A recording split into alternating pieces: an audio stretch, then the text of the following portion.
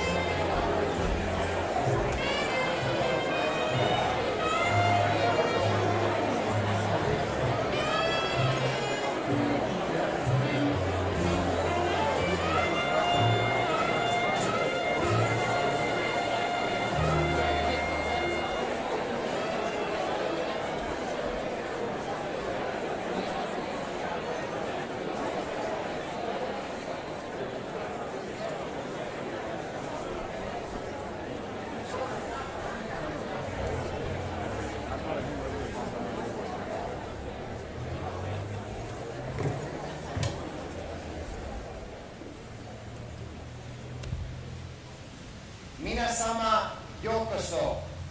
Arvoisat juhlavieraat, dömur och herrar, mina damer och herrar, meine Damen und Herren, mesdames, messieurs, signore, signori, your excellencies, ladies and gentlemen, dear friends, welcome to the ribbon cutting ceremony of the Buffalo AKG Art Museum.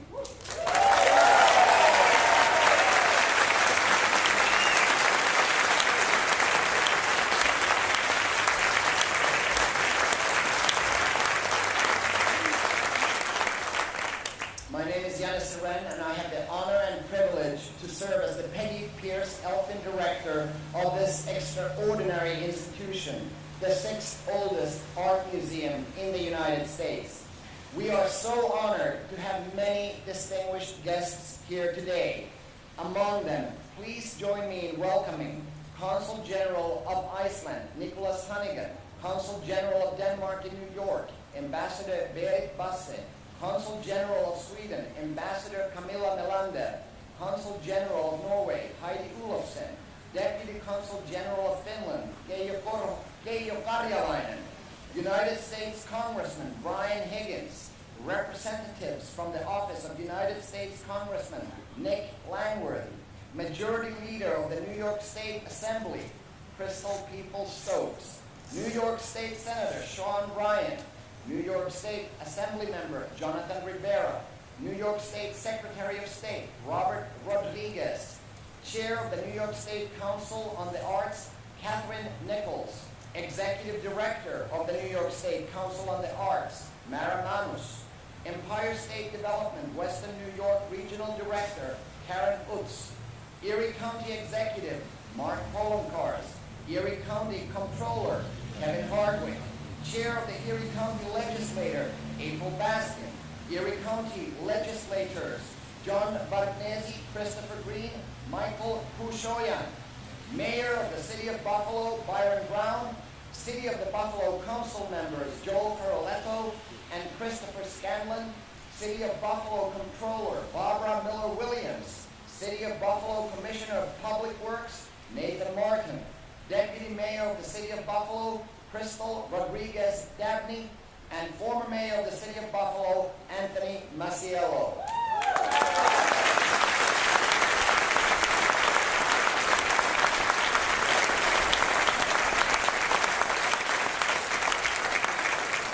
Dear friends, spare your applause. This is a relatively lengthy ceremony. For good reason. Before we really begin, I would like us to take a moment to reflect on the land on which we now sit.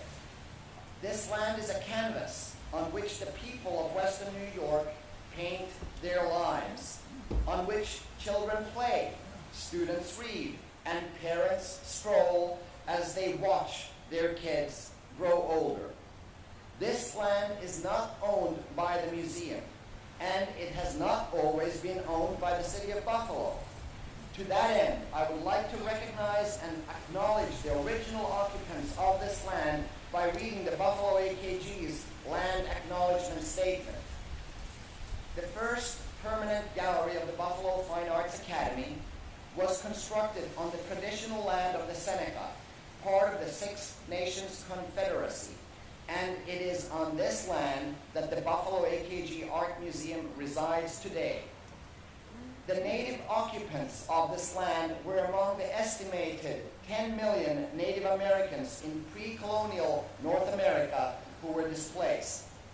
For many residents of Western New York, the legacy of displaced Native Americans is visible only as place names and street signs, including the Scotchaquota Corridor immediately north of the museum campus.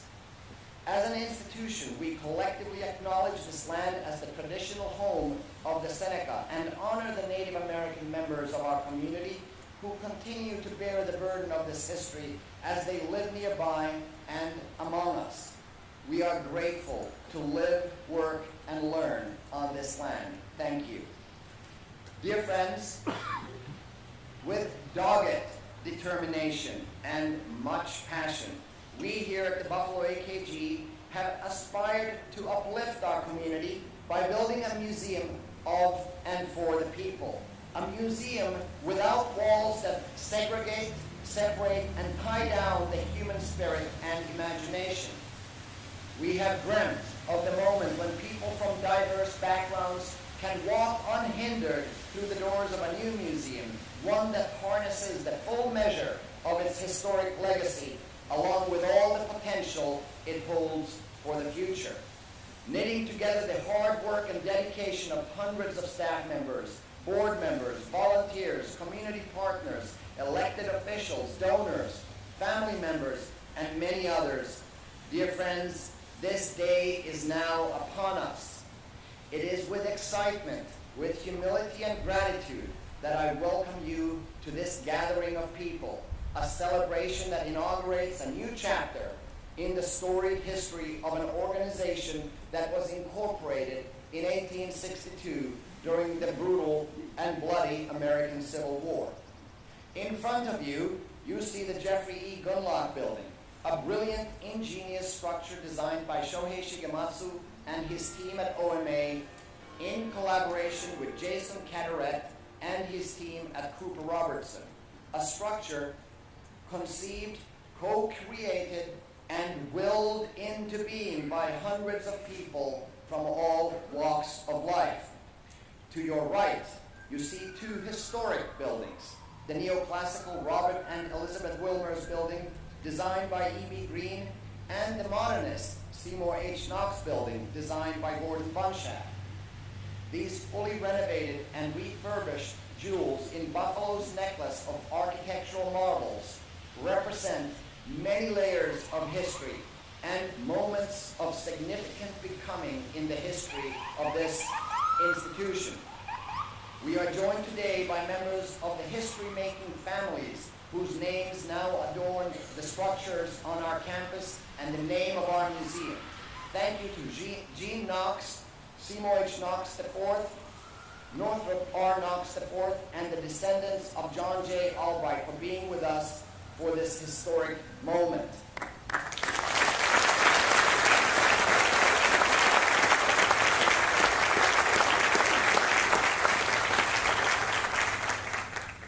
The work that my colleagues and I do would not be possible without generations of curators and directors.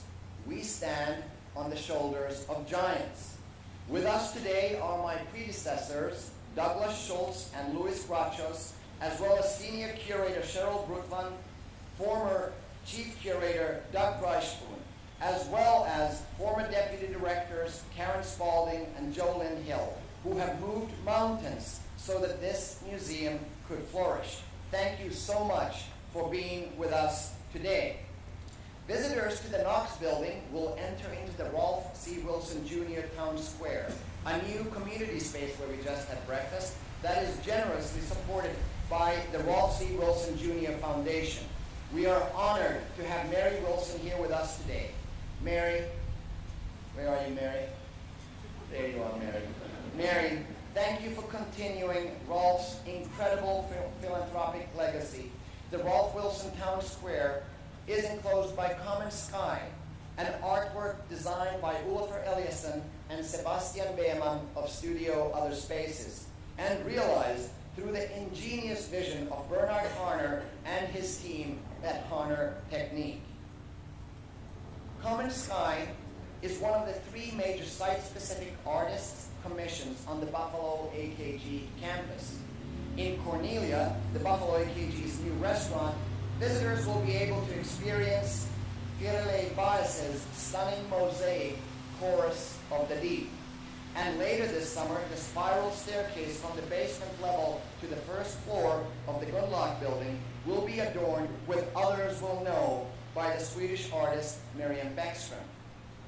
Connecting the old with the new, just east of the Gundlach Building, your eyes will catch the sinuous line and reflective skin of the John J. Albright Bridge, a bridge that traces the path we have traversed while also pointing towards our shared future. The Buffalo AKG has always been a bit of a rebel, precociously seeking out even defining the artistic revolutions of tomorrow, alongside artists and other creative spirits who are the wellspring of the brave, the new, and the radical. One of those artists, Ursula from Rüdingsvard, is here with us today. Ursula's striking sculpture, Blackened Word, is now installed on the second floor sculpture terrace of the Gunnlaug building. Thanks to our new state-of-the-art 21st century campus, we now have the opportunity to empower people to dream big, to actualize and activate in welcoming spaces their own creativity through the transformative power of art. In a nutshell, we are gathered here today to celebrate both what has been and what will be and might be human achievement and human potential. The Buffalo AKG is more than just a repository of glorious objects, in our case, a world-renowned collection of modern and contemporary art. It is also more than just a vehicle that moves art and people vertically and horizontally. We are a community gathering space, a welcoming hub of creative energies for everyone, a place of memory and of inspiration, a house of muses, a museum. On behalf of all of us who have dedicated our lives to this human temple, I thank each and every one of you for being here with us today.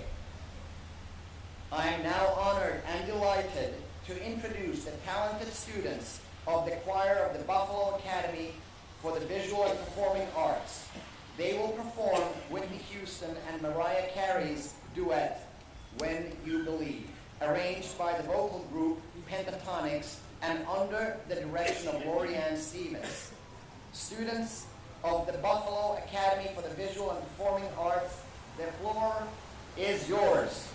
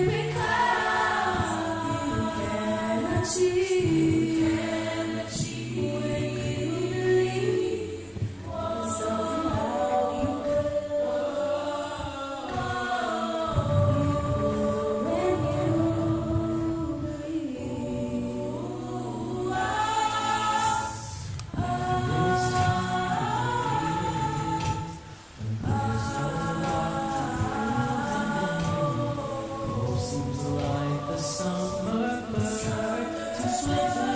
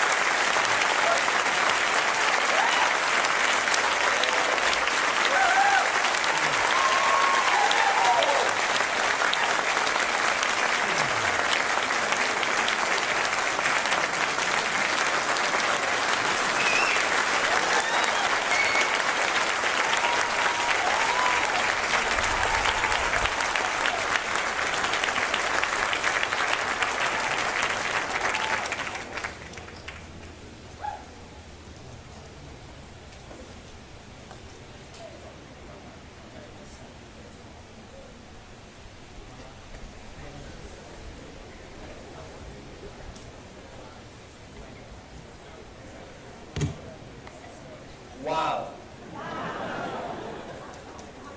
Hard to speak after that. Thank you for your voice and for your words. You truly inspire us. Dear friends, I want to draw your attention to the first word in our 21st century name, a name that harkens back to our identity as the Buffalo Fine Arts Academy, which remains our legal designation still today. Buffalo has returned to Buffalo. The Buffalo Fine Arts Academy is henceforth the Buffalo Albright Knox Gunlock Art Museum, or the Buffalo AKG for short. This return of the Buffalo was the request made by one man, a man who is proud to call Buffalo his hometown. This extraordinary, visionary, courageous individual visited the museum as a child with his mother Carol. I don't think anyone could have predicted the ripple effects those childhood visits would have on our community. We are here today thanks to Jeffrey E. Gunlock. His unprecedented generosity catalyzed this project. Through a series of matching challenges, Mr. Gunlock has contributed a stunning $65 million to the becoming of the Buffalo AKG Art Museum.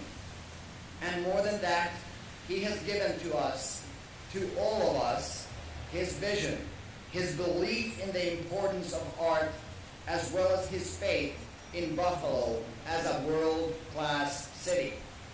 With these gifts, this remarkable man has ensured that Buffalo's future will be so bright, you might as well invest in a set of new sunglasses.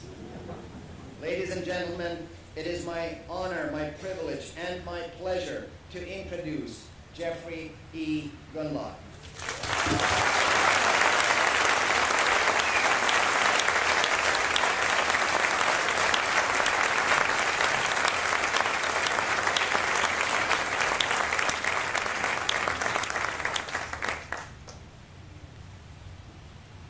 Thank you very much. Good afternoon, everybody. It's been a long and winding road. So, where does one begin? You know, people in New York City think upstate New York is Westchester County. Anything in New York State 50 miles outside of New York City, they think it's Canada. So if there are any Manhattanites here in the room, welcome to Canada. Is the fact that Manhattanites totally dismiss Buffalo due to their being elitist snobs? Maybe that's part of it. But no.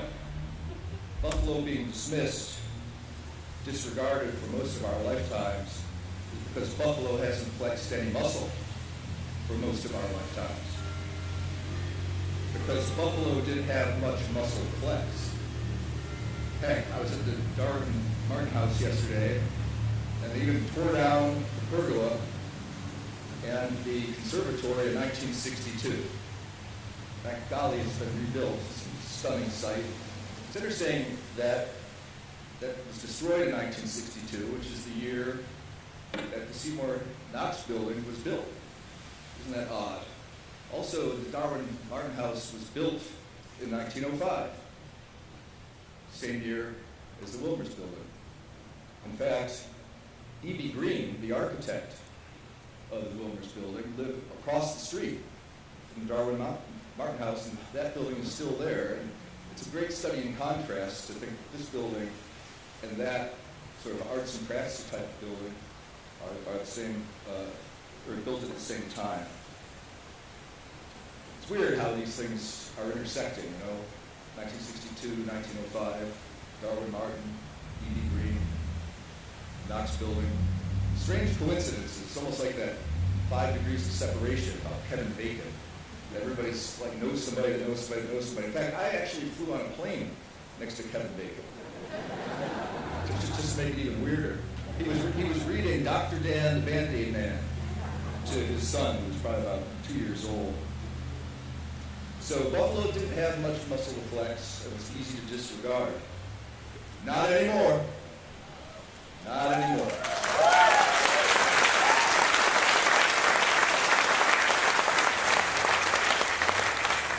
So any Manhattanites in the room, welcome to Buffalo. And now, let me say the 7 words that I've been waiting 7 years to say. Welcome to the Buffalo AKG Art Museum.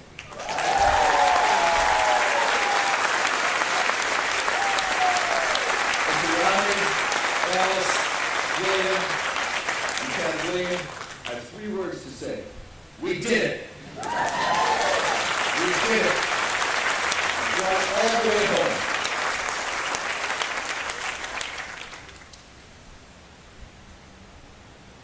The past couple of times that I spoke, I lauded the achievements and the contributions of Seymour Knox and John Albright, obvious marble pillars of this institution. Since I referred to Buffalo and Manhattan, let me tell you about another marble pillar of this institution whose legacy is too often relegated to the shadows of history, and that's Conger Goodyear. The works donated by Conger Goodyear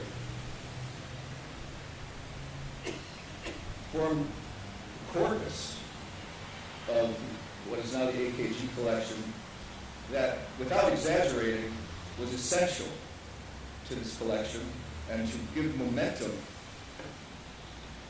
Perhaps those gifts, which were given around 1939, or was pledged around then, were the inspiration for the Room of Contemporary Art, which Seymour Knox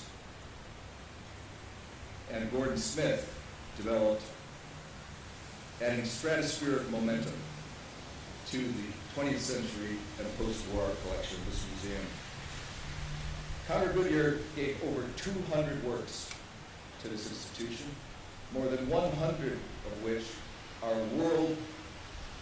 worldwide acknowledged as being masterpieces. Includes the infamous Picasso 1906 La Toilette, which was deemed by many board members to be too risque. And so, Conger Goodyear, who was an Army colonel or captain or something like that, was a very rugged guy and a very intimidating man, and he bulldozed his way through the board and forced, in essence, the purchase of La Toilette in 1926. Conger Goodyear was up for reappointment to the board and probably should have been made president of the board in 1929, but instead of making him president, they voted him off of the board, and the person behind that, who was really leading the charge to get rid of Concord Goodyear was none other than E.B. Green, who designed that building. So when he was voted off the board, Concord Goodyear said, well, I'm already sharing time between Buffalo and New York, so screw Buffalo, I'm going to move more permanently to Manhattan, and I'm going to start my own museum. And he did a pretty good job, I think we can all acknowledge, because the museum that he founded was the Museum of Modern Art on 53rd Street.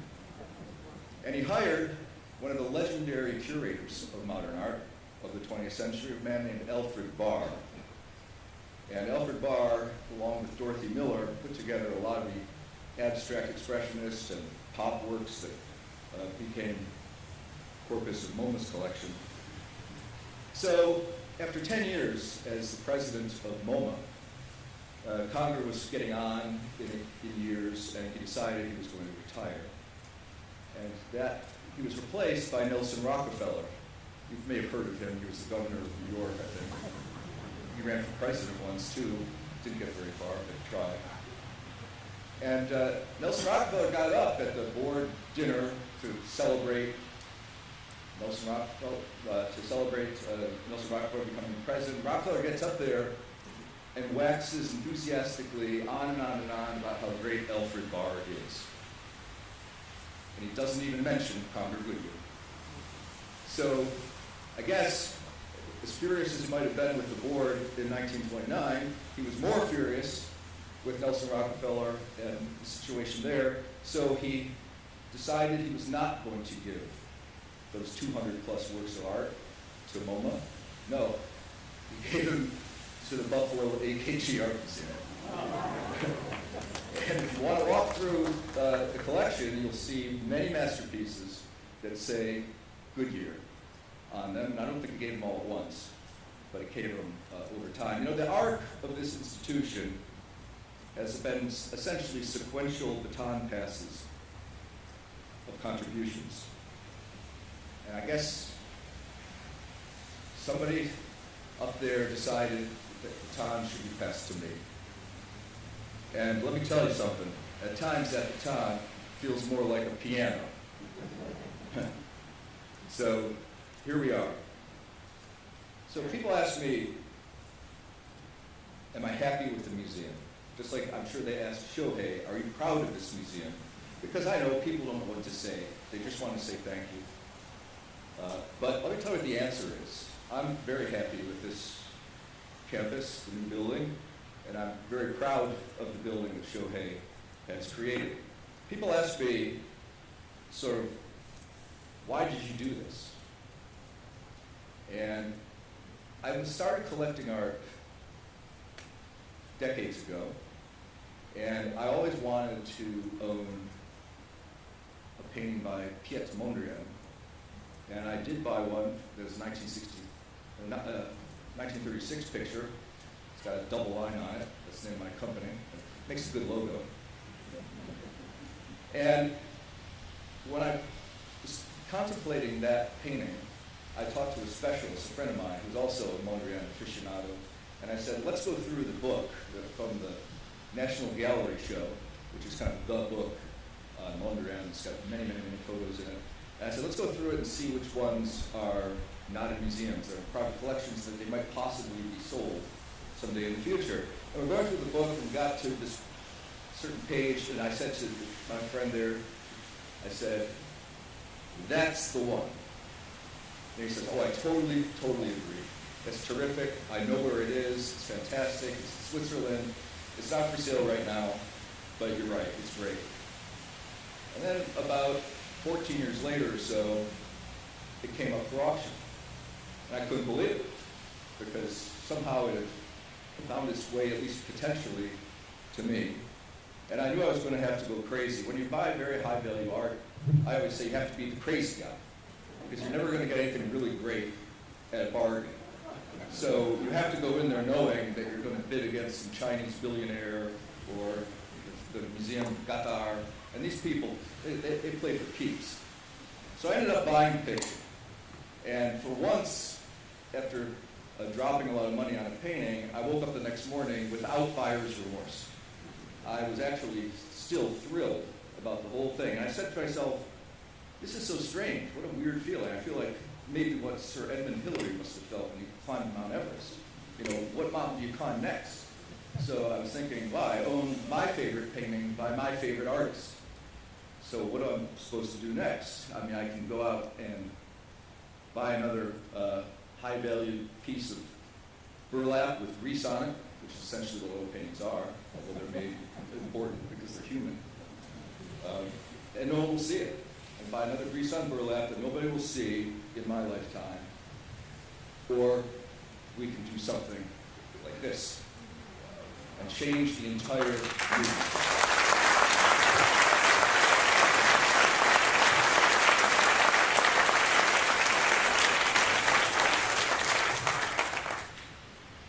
This outcome for Buffalo and the world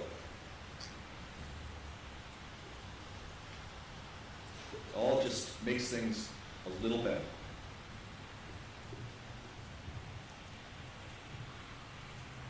I believe in leading by example, and it came to me that I figured if I didn't lead this project, who would? And so, to all of you who contributed to the AK360 campaign, thank you, thank you, thank you, thank you. And be proud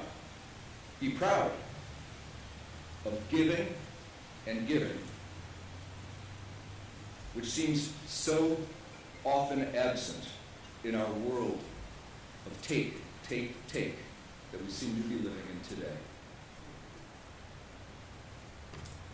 Many people have sincerely thanked me for my role in this. I think the Buffalo News called it stunning accomplishment. Interesting to see what the New York Times says.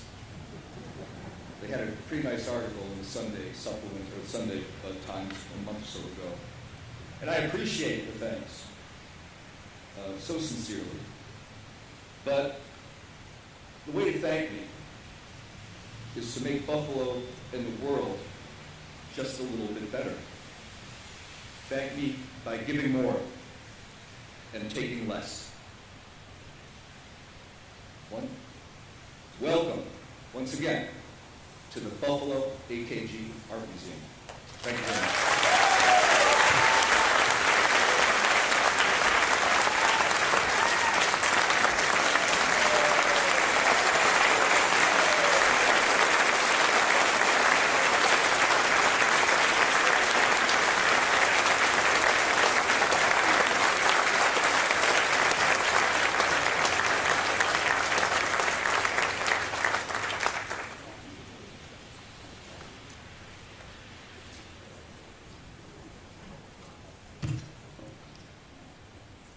Thank you so much, Jeffrey.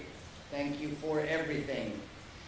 I have learned and continue to learn so much from you, and I appreciate every conversation that we have. Now I am pleased to introduce Alice Jacobs, the president of the Buffalo AKG's Board of Directors. Alice's tenure as board president has been marked by her deep and abiding commitment to the communities of Western New York and to the principles of inclusion, diversity, accessibility, and equity. At every turn, Alice walks the walk, and she has led the board and this museum to a place where community-focused thinking underscores our operations, programs, and initiatives. Alice, it has been a pleasure and continues to be a pleasure to work with you and to serve alongside you. Please join me in welcoming Board President Alice Jacobs.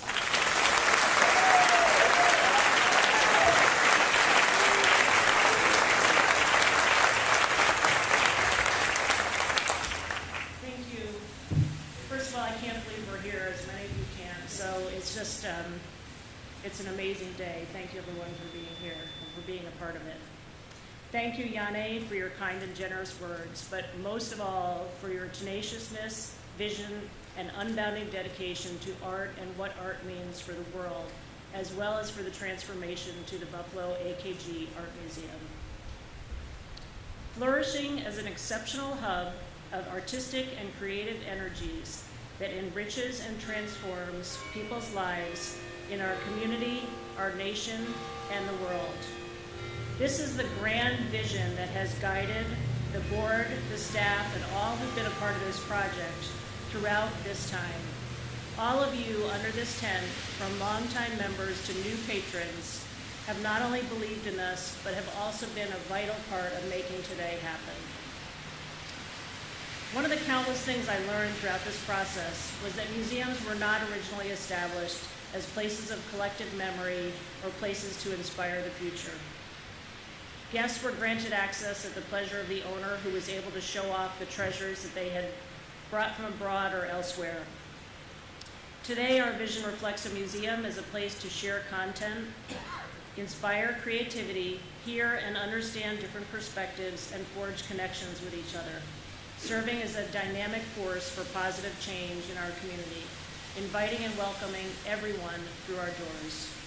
I could not be prouder to be a part of our history at this time in our history, which encompasses not only an amazing physical transformation, but also a willingness to learn how we become a meaningful partner to our entire community. Acting not only within our walls, but engaging beyond them through collaborations in our own backyard and beyond, the AKG has embraced this model. Our unique partnership with the city and the county to bring public art to our region, our work with the Buffalo Public Schools, our temporary home at AK Northland, the AKG Art Truck have all served to strengthen the ties between this museum and its communities. I'm incredibly grateful for my fellow board members who share this passion for seeing the museum as a true community partner, as well as being a major art institution nationally and internationally. The work of previous boards, and especially the leadership of past board presidents, Charles Ballback, Charlie Banta, Leslie Zemsky, and Tom Hyde, have made all of this possible. The trifecta of our internationally recognized art collection, our soon-to-be world-renowned campus, and the many special individuals who commit to this institution as a staff, volunteers, supporters, and visitors alike, combine to create a museum that any place in the world would be proud to call its hometown art museum. While Buffalo is a place of culture and creativity may have been a well-kept secret for a long time, after today, we know the word will definitely be out. Before we move to the next part of the program, I have a few thank yous are in order. We are really grateful to the generations of past philanthropists who created and sustained the Albright Knox Art Gallery for over 160 years. Today, in becoming the Buffalo AKG, we also welcome many new philanthropists who are committed to the idea that museums are much more than the art on their walls. Thank you to the 2,767 donors who contributed to our capital campaign, 1,758 of which are entirely new to this museum. I think this speaks to the belief in a vision of culture as an integral part of a healthy and vibrant community. Next, the group of individuals that make up the staff have spent countless hours, meetings, sleepless nights, facing extraordinary and certainly unexpected challenges, like a little thing called COVID during construction. I've been honored to both learn from, help lead, share special moments, and forge forward no matter what the circumstances. To these individuals, thank you is not enough. Each of you will forever be at the forefront of our minds as the true spirit of the AKG. Thank you.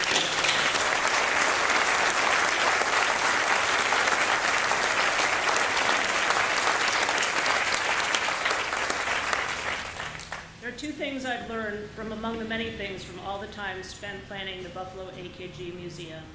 If your vision inspires people, you can make it happen. Even if people think you're a little bit crazy when you say you plan to raise more than $230 million. But we did get that done. And second, Yane will achieve whatever goal he puts his mind to. A better partner in the pursuit of excellence could not be found. Through thick and thin, good times and bad, all of which we have had throughout this process, your passion, leadership, and friendship have propelled us all to greater heights. Thank you.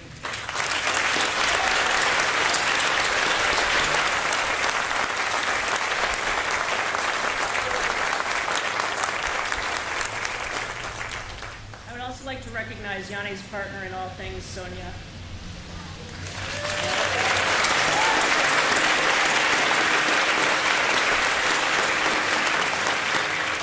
Sonia has worked tirelessly beside all of us on behalf of the AKG, as well as Yanni and Sonia's children, Gabriella, Jonathan, and Sophie, who are just as much a part of the team.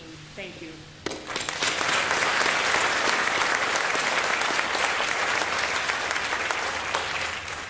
And last but certainly not least, when I moved to Buffalo for love 30 years ago, I never could have believed that I'd be standing here today. I'm sorry. Thank you to my husband Jerry and my children Melissa and Justin, and the entire Jacobs family, whose steadfast commitment to Western New York drives my passion in leading this project. Thank you.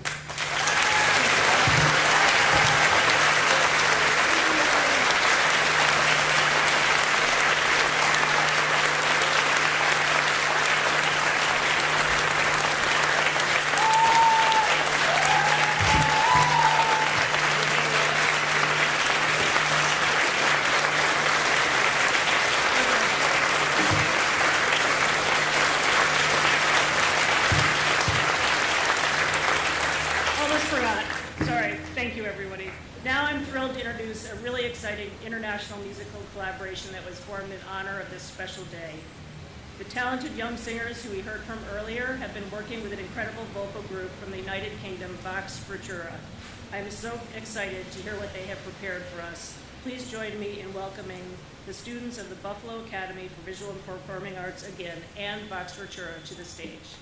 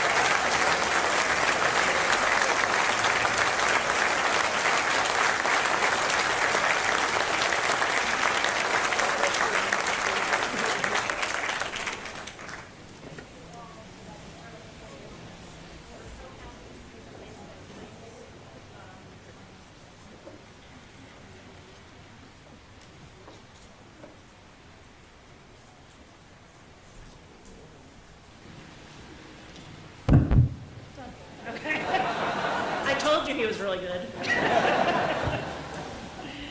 So we're so happy to be a place that brings international and local talent together so they can learn from each other and provide incredible experiences like that. So now I'd like to introduce someone who has from the beginning known the importance of listening to our community for the Buffalo AKG to be a reality. Shohei Shigematsu and his team not only understood the assignment of pursuing a monumental expansion to this campus, but also recognized that to be successful, we sought to include much more than new walls and new grass. Sho flew across the world to attend 12 different community meetings before even beginning an architectural sketch. And of course, one of them was during a huge snowstorm. Hearing from all different sectors of Western New York, attempting to incorporate the dreams and visions and challenges that make up our community, working towards the idea that the walls of the museum serve to bring our entire community in. Meanwhile, inside the walls, Sho's design has transformed and built spaces that will encourage visitors to use the shared experience of reflecting on art to understand each other and our world better, as well as to allow our collection to really sing. I'm grateful to my fellow board members that for believing to find new successes, we needed to try a different approach, leading in partnership with our architect to create this campus. Shohei, you've helped us move our vision forward and create a legacy of thoughtfulness, beauty, and inspiration that we will steward for generations to come. Like Yane, you are a tenacious, passionate, and dedicated partner. I cannot imagine a greater partnership than that which the AKG shares with you. Thank you, Shohei, and please join me in welcoming Shohei Shigematsu.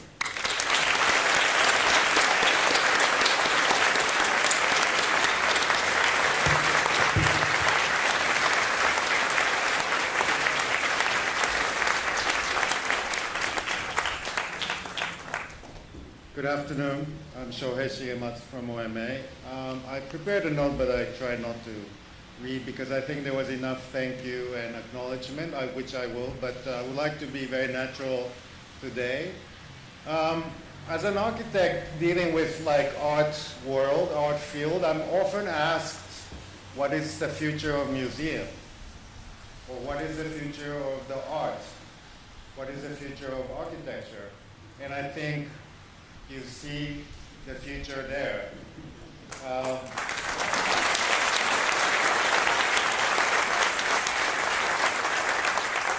Not just there, I think your asset, your diversity of buildings, landscapes, great collection, that really defines the future of the museum, but also, of course, a great community.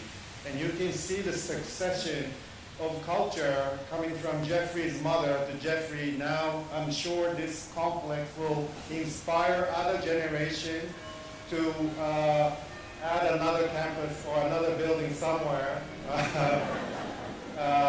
and create another great cultural contribution. So for me, the future of the museum is to create a platform so that this cultural engagement, the community engagement, is visible more than ever. As you can see, of course, it represents the time that the E.B. Green building was relatively inward focused, great gallery space. Bunshaft extension introduced notion of gathering in a beautiful auditorium with a beautiful courtyard. But now, that wasn't enough. So we made a perfect gallery space to exhibit their amazing collection, but enveloped that with a glazing so that you can enjoy a beautiful Buffalo weather while we are also in the building. And you can see we have already done a sculpture exhibition, and you see how transparent the building is in contrast to the existing buildings and creates diversity of space. The Oliver's roof and our veil that covers the sculpture terrace is somewhat really representing the time that we live in now, where gathering and exchanging ideas is the museum's mission, not just looking at art. And I think you are the first city and this is the first building to really directly address that. So I really like to congratulate you, and I was, people in Buffalo welcomed us as part of your family from day one, and that was very crucial for our operation. Thank you. So other things I wanted to say. Where you're sitting here is used to be surface parking. Do you remember? You can't really already imagine how it was, right? You couldn't see a building, you saw only the highway beyond. Now you see the building, but when you go up to the third floor, you will see the axis of Elmwood, you see the City Hall, and also the History Museum. So this building is really addressing this kind of, city view and the connections that you had already. And you see all the towers sticking out from the datum of Buffalo, and which is also never seen before from this area, as well as a view to the park. You see the beautiful bridge, you see the reflection of the history onto a new building. This was kind of unexpected, to be honest, but somehow it's really showing the diversity of the place.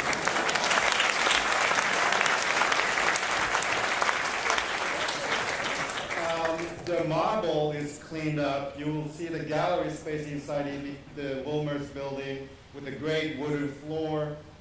This staircase, big stair in front of it, was destroyed when the extension happened. So we put it back to have some kind of amphitheater-like space where to accommodate with great hall. So you can imagine a lot of performance could still happen over there. And you know the rest. There's the underground parking, so please come here even in slightly bad weather. So I really wanted to thank you all, and everyone is thanking everyone. So, but of course, now I'm gonna read the note. So AKG team, of course, Yane, Jillian, Kathleen, Jamie, Holly, Woody, you name it. And Yane, thank you. I mean, he prohibits me saying this, but we start when we were selected. Yane invited me to his grandfather's cottage outside in the Finnish woods. There is a big sauna with a lot of beers next to it. And we had a great moment spending with his family inside sauna, drinking beers. Not his children, but us, drinking beer, and then jumping into the lake, and then coming out and discussing the future of the museum there. That's what you see here. But I would like to then but continue our kind of, leisure friendship too. Would like to invite you to Japanese onsen for the first time so that you can relax a little bit. And of course, Jeffrey, Barbara, I still remember we first went to LA to present to you the model, with a big model which didn't really go through your conference door. And thank you so much for embracing our vision. And you saw how great the visionary his speech was. It was always, we felt like there was always a kind of backup from you, and that was very important for us to design something this complex. Of course, Alice and the board of directors, project committee, and everyone in Buffalo. Again, this was a community success, not a single person or single entity success. So congratulations. And I really hope that you can see the building's abundance of spaces where you can experiment, do many things. So this is not the end. This is the beginning, the new beginning of the institution. So congratulations and thank you so much, and keep in touch. Thank you.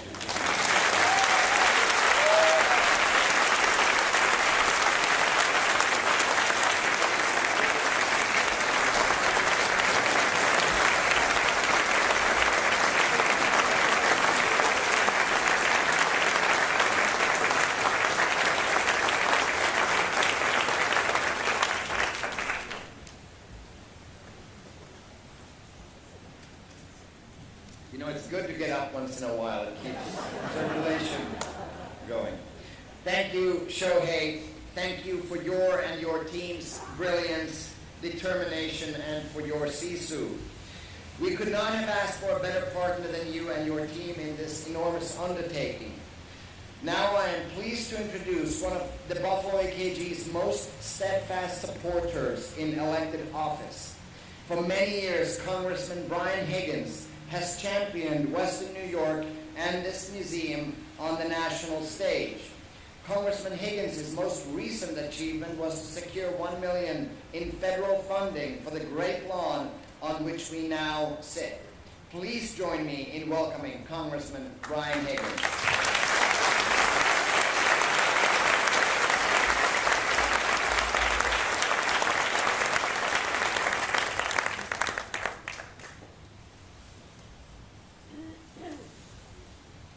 Yanni Surin and Alice Jacobs, Knox family, Gunlock family.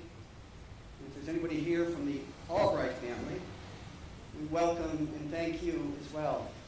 It is said by the late, great American narrative historian David McCullough that the most unique art form in the world is architecture, because we live in it and amongst us. It defines us as a neighborhood and a civilization. These buildings are beautiful, as has been said. This building was supposed to be built for the Pan American Exposition in 1901. It wasn't completed until 1905. This has 102 columns. The only other building that has more is the Capitol building in our nation's capital, Washington, D.C. It is said also in urban design that the built environment is never neutral. It either serves to hurt or to heal. Today is a day of healing. The Buffalo Albright Knox Gunlock Art Museum is nearly $200 million of glass and marble as a work of art in and of itself. It took nearly 3.5 years.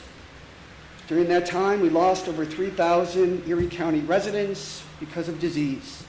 50,000 square feet of gallery space, 430 pieces of art on display. The artists, Frida Kahlo, one of the most admired artists from Mexico in the 20th century. She transcended a life of suffering through her art. Stricken with polio at the age of 6, she fractured her spine, broke her collarbone, and fractured her legs 11 times, and endured personal setbacks. Even a hero would have been begged to have been spared. Kahlo wrote, quote, "I paint self-portraits because I paint my own identity. I lost 3 children. I struggled with chronic pain. I am not sick. I am broken." Frida Kahlo's self-portrait is on exhibit here at the AKG Art Museum. Vincent van Gogh, 19th century Dutch painter, one of the most influential painters in Western art history. He was unknown during life. He became famous after his death.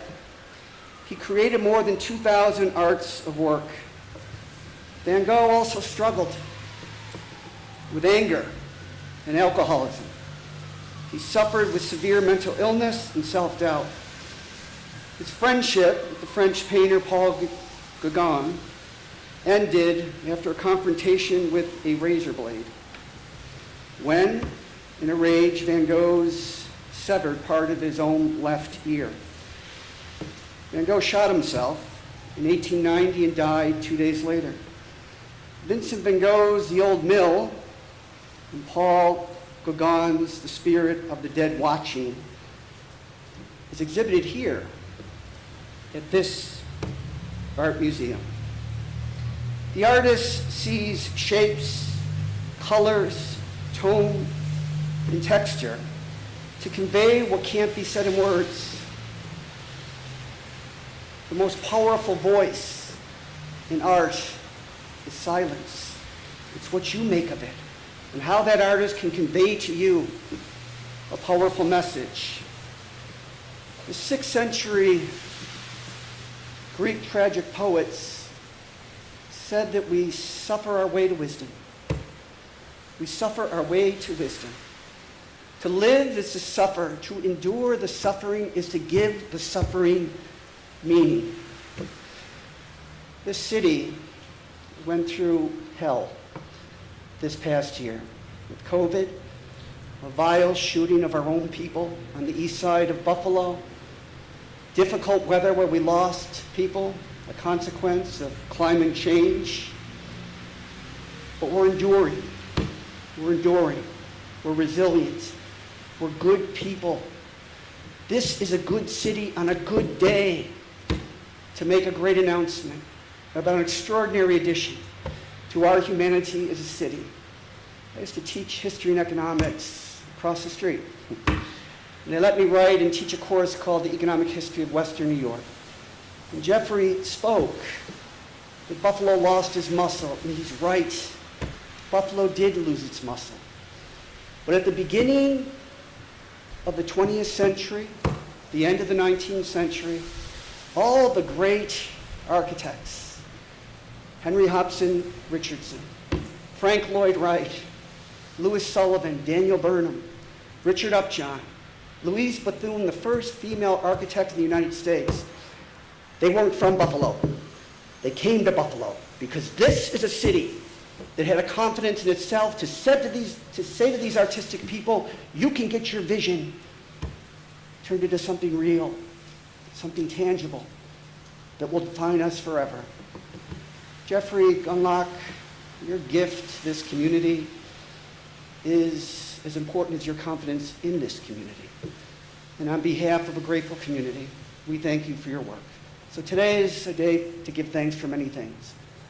I thank you for the opportunity that you give me to represent this community in the United States Congress. We give thanks to John Albright, to Seymour Knox, to Jeffrey Gunlock, for the beautiful gift that they've given to this community, only for the people in the community that they love. And finally, we give thanks to a good and generous nation, a good and generous nation that makes this day and all of our days possible. Thank you for having me.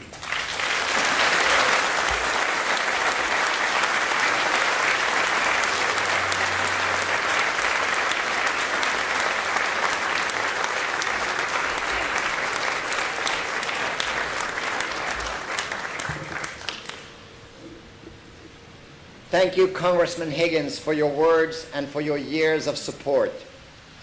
In 2021, we launched the AKG Nordic Art and Culture Initiative, a new and unique transatlantic platform in North America for the art and artists of the Nordic region. I flew, I think, 24 times between Buffalo and the Nordic region on empty planes. American green card got me back, a Finnish passport got me there. The global response to the initiative has far exceeded our expectations. Already, only in the second year of the initiative, we have made many new friends around the world and have acquired several exciting new artworks by Nordic artists into our collection. One such friend is Nicholas Hannigan, Consul General of Iceland. Consul General Hannigan is here with us today, along with colleagues from the diplomatic missions of Finland, Denmark, Norway, and Sweden. Please join me in welcoming Consul General Nicholas Hannigan, who will speak on behalf of the Nordic Council of Ministers for Culture.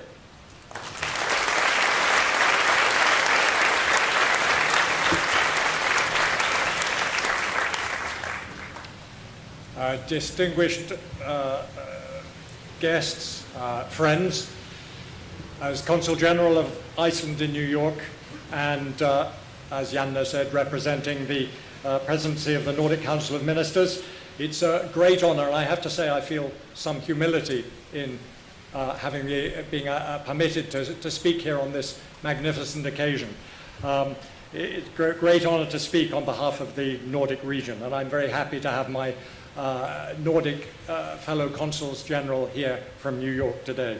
First of all, many congratulations to Buffalo, to Janne Siren particularly and his magnificent team. We count it a huge honor, I have to say, to be closely connected to this magnificent museum through the Buffalo AKG Nordic Art and Culture Initiative. This initiative is a beacon for international culture and economic partnership. Indeed, it represents the first permanent bridgehead in North America for contemporary art and culture from the Nordic region. Now, it's been said, and rightly I think, that art and international relations have so much to say to each other if they only knew it. They are both about rethinking the world so that we can live together in it and with ourselves. And of course, the fact is artists are much better at this than practitioners of international relations. As the same writer says, we tend to underestimate the generative power of art, perhaps even the regenerative power of art, its capacity to nourish thought and sustain hope. Now, given the challenges we face today in today's world, commitment to international artistic collaboration is far-sighted indeed. So the Pan-Nordic group of founding patrons showed not only generosity, but also far-sightedness in developing this unique pathway for international partnership.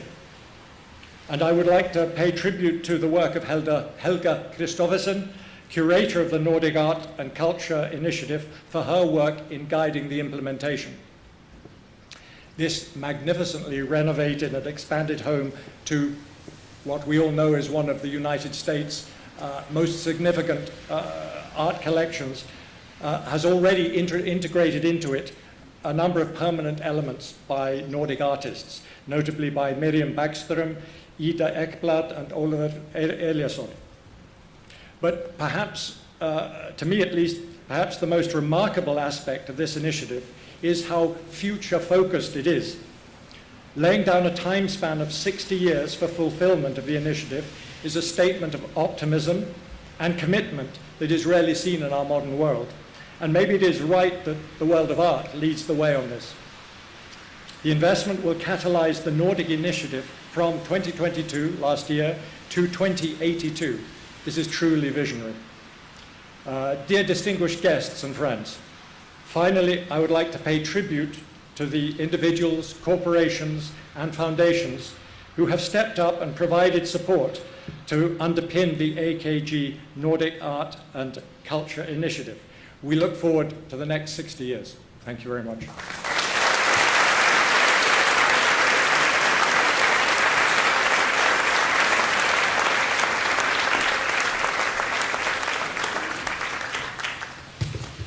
Thank you, Consul General Hannigan.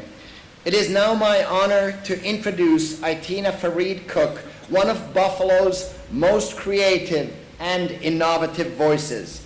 Aitina is a poet, photographer, filmmaker, and artist whose vision has the power to uplift all of us. In 2021, Aitina co-curated the exhibition In These Truths. Aitina has written a new work of art to mark today's special occasion. Please join me in welcoming Aitina Farid Cook.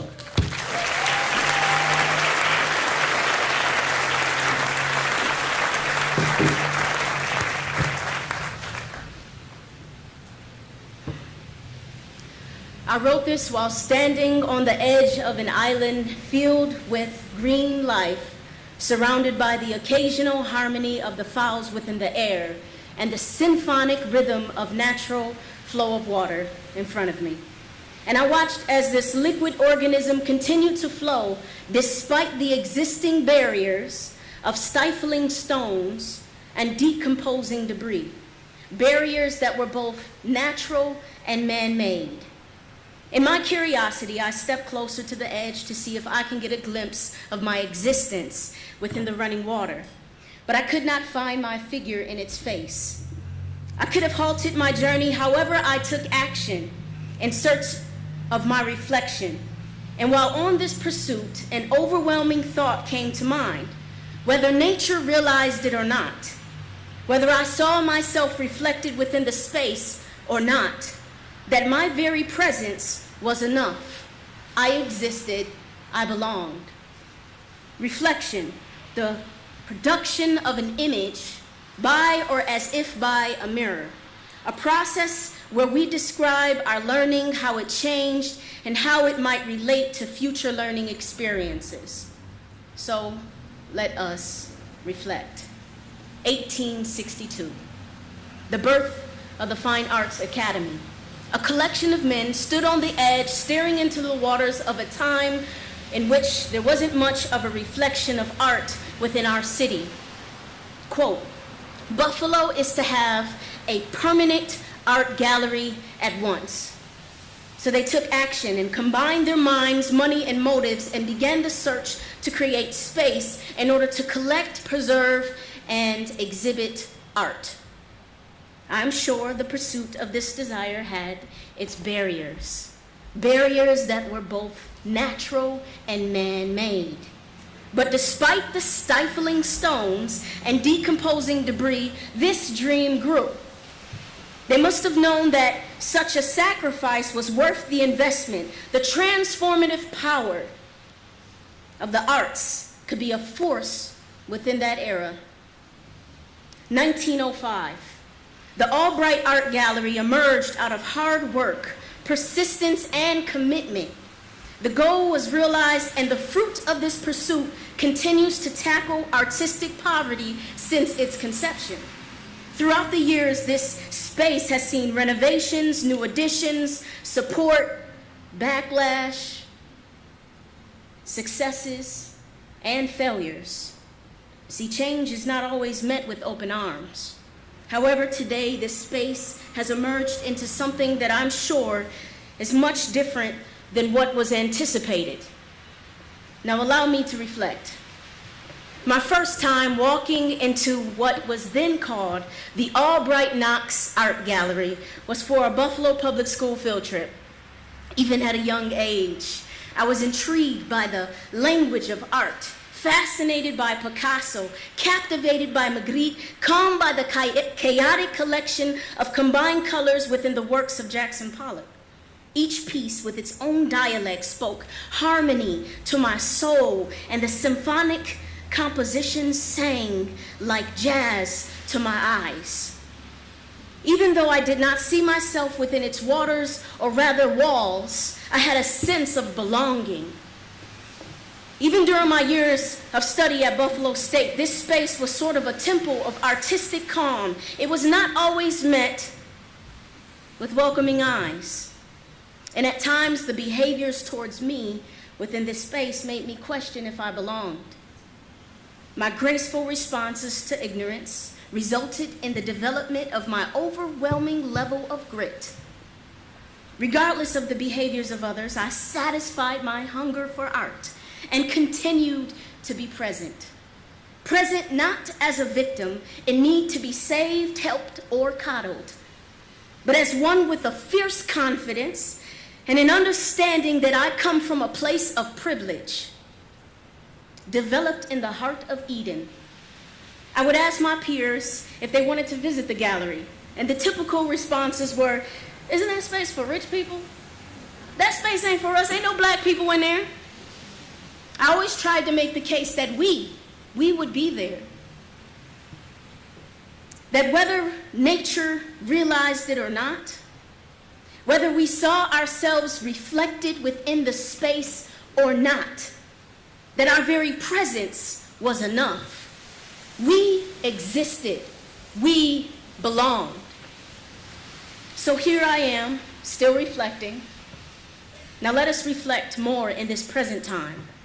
As I researched to develop this speech, I reviewed various literature and documents, images of the beginning times of the birth of this institution.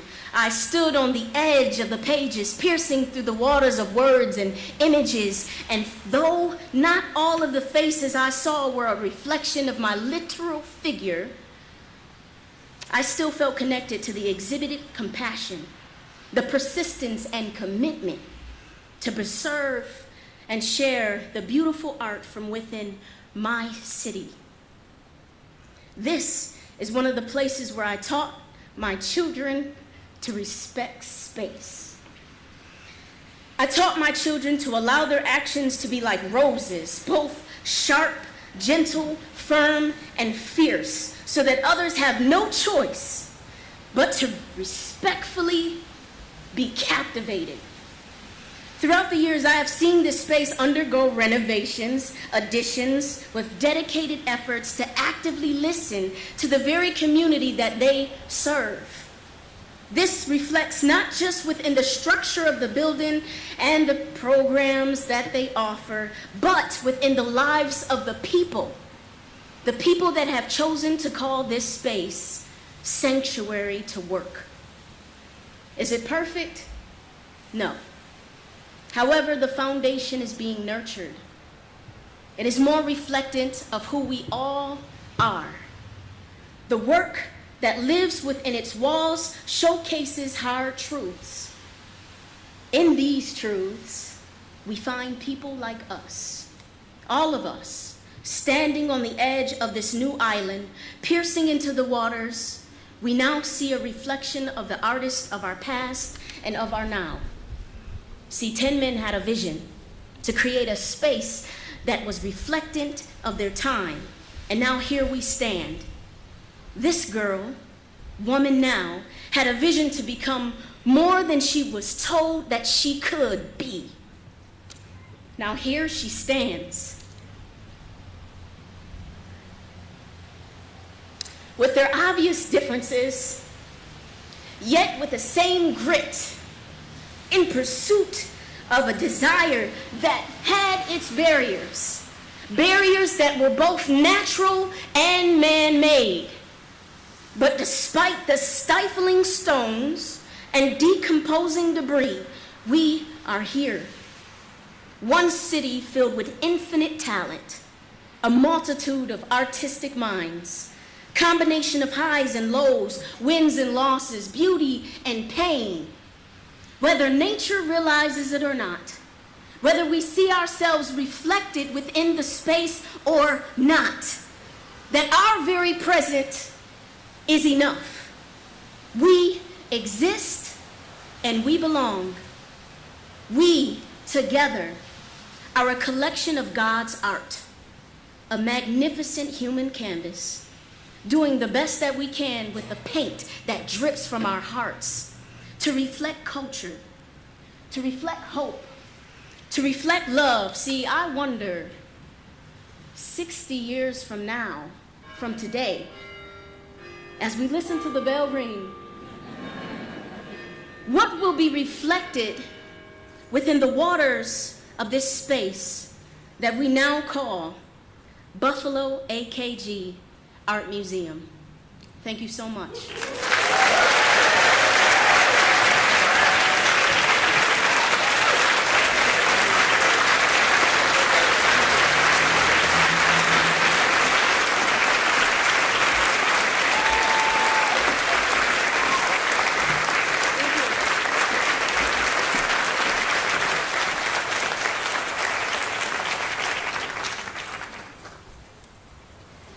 Honored guests, please welcome Majority Leader of the New York State Assembly, Crystal Peoples-Stokes.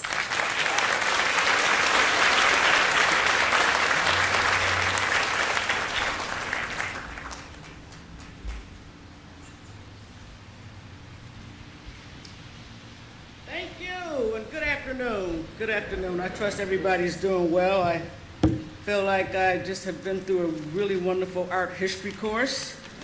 I hope that there are some faculty or staff from Buffalo State who got to hear some of this, because I can see a whole curriculum on art history built around what we've heard today and the history of this beautiful place right here in our view.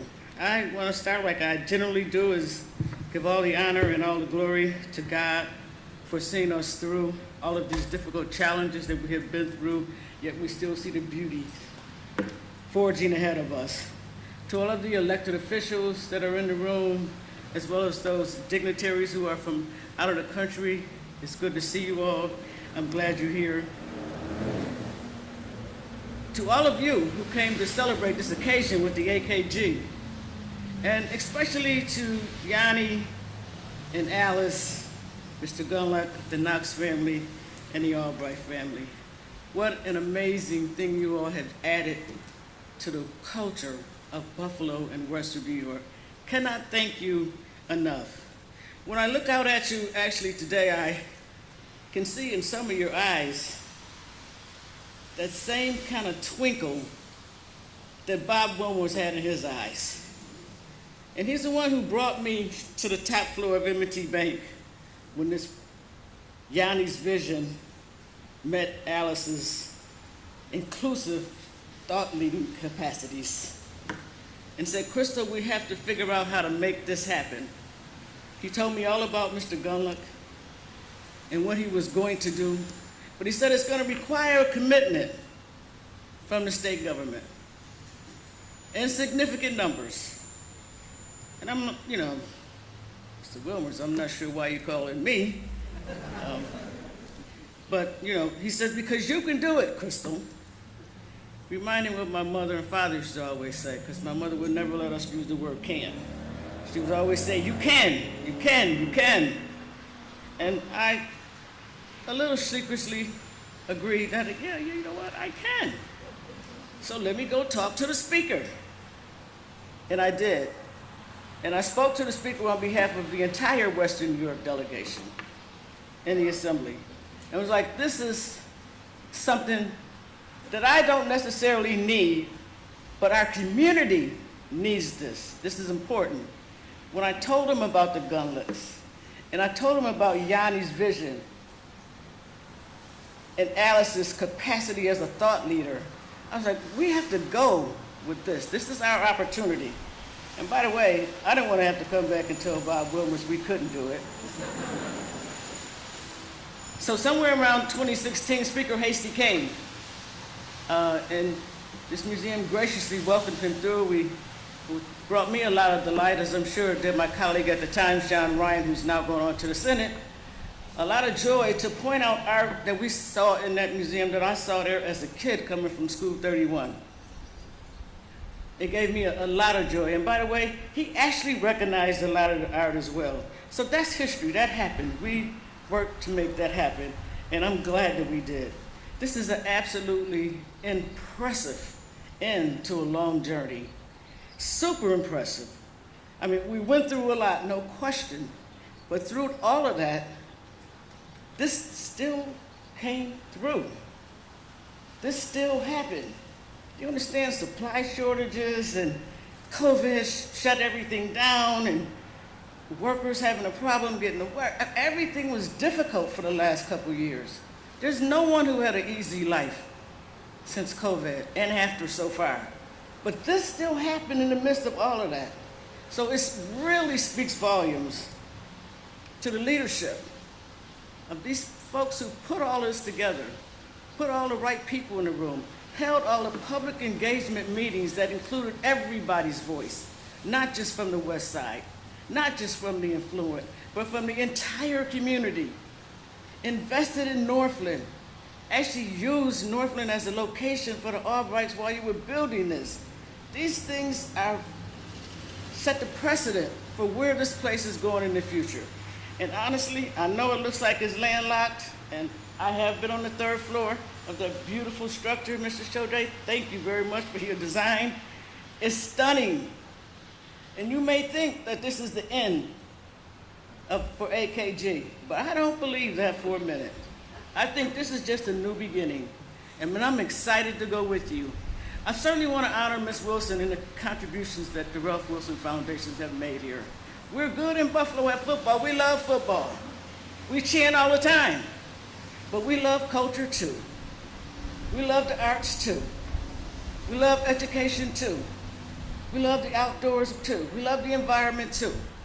This is an important message that's not just to the arts community, to the culture community, but to the environmental community as well.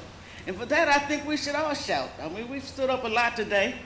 When You know, we liked what people said. We were happy when they performed. And by the way, these performances were amazing. I'm not sure where you found these amazing artists, but they did a fabulous job, and I have to find out because I need to hear them again. Now it's time for us all to stand up.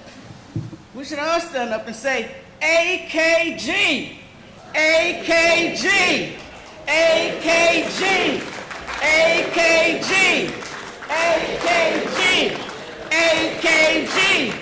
Thank you and God bless you.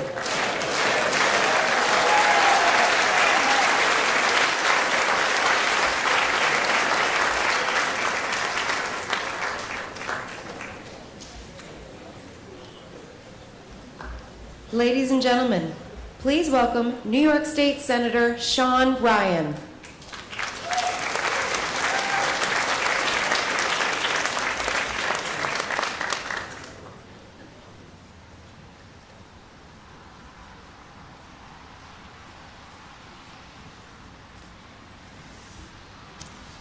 Holy cow, happy to be here after several long years of trying to figure this project out.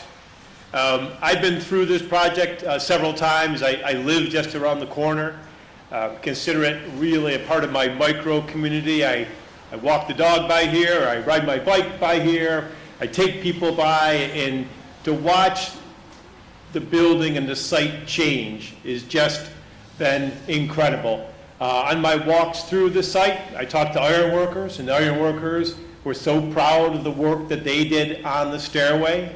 I talked to the bricklayers, and they were telling me about how the terrazzo works and how the marble was affixed to the building. And I watched the interplay between the operating engineers who moved the big cranes and the glazers who were catching those big pieces of glass that they were putting up on the building. And it reminded me of the biggest game of don't break the ice ever. But you can tell you're onto something is when the people working on the site are so proud of what they're a part of. And there you know that workers on the site have brought their families by just to see what they're doing. One of the carpenters said to me, you know, we do forms for a lot of bridges and highway overpasses, but I don't really bring my family by to see that. But I bring my family by to see this beautiful piece. New York State has stepped up to the plate on this deal. As Assemblywoman Peoples-Stokes mentioned, it was the work of Bob Wilmers who put us together. And Bob was a very quiet force. And we came up with an initial tranche of funding. But then as the project grew, we had to grow our funding with it. And through the support of the Assembly Speaker Carl Hastie and the Senate Leader Andrea Stewart-Cousins and our Governor Kathy Hochul, New York State has stepped up to the plate. But you know, what does that mean?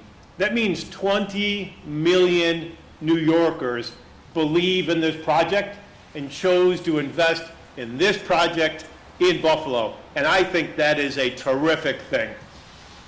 The architecture.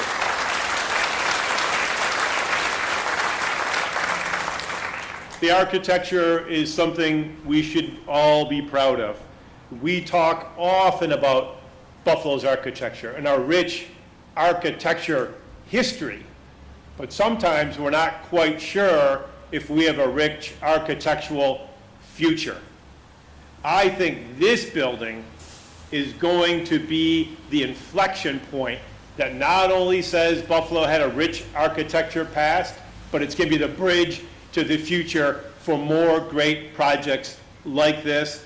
And Shohei, looking at the building, walking around, I could see what you were trying to do, and it works. You know, we reunited Elmwood Avenue and Buff State College with the park.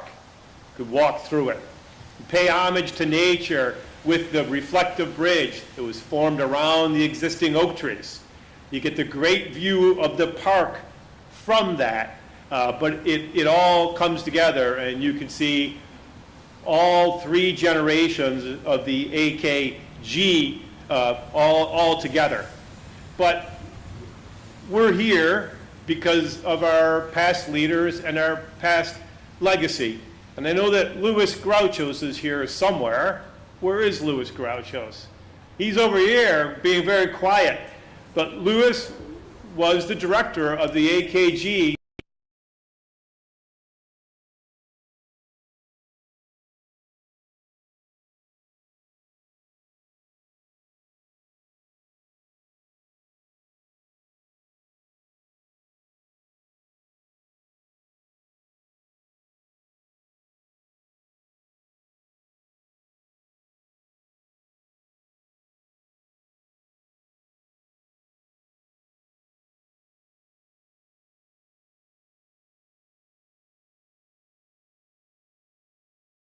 community project.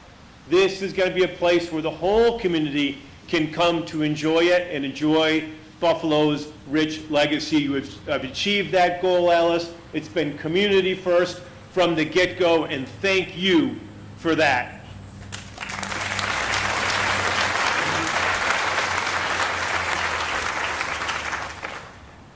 Let me talk for a second about Yanni. I got elected at the end of 2011, and Yanni came into Buffalo in 2013, and I remember my initial meetings with him, and I thought, pretty unique person. He's got a vision for the Albright Knox and how it's going to grow, and you could see clearly the benefits and the deficiencies of the first and second edition. And one of the things he did say in our early meetings is, I don't know how it's all going to turn out, but we have to put the stairs back on. We've got your stairs back, Yanni. Thank you for that. But Yanni came to Buffalo with this unique perspective. He's an international person. Spent a lot of time in New York City, but obviously spent a lot of time in Finland and in Nordic nations. So I think Yanni delivered several things to us, but I'm most thankful that he helped us see the value of what we have. He helped us believe in ourselves. He helped us believe in culture, in creativity. He helped us see that we could have a seat at the international culture and arts table. He helped us believe that we can have excellence and that we should believe in excellence. And if you look around you today, you can see the excellence on display. Thank you, Yanni, and thank you to the great team, to AKG for delivering us what we have today.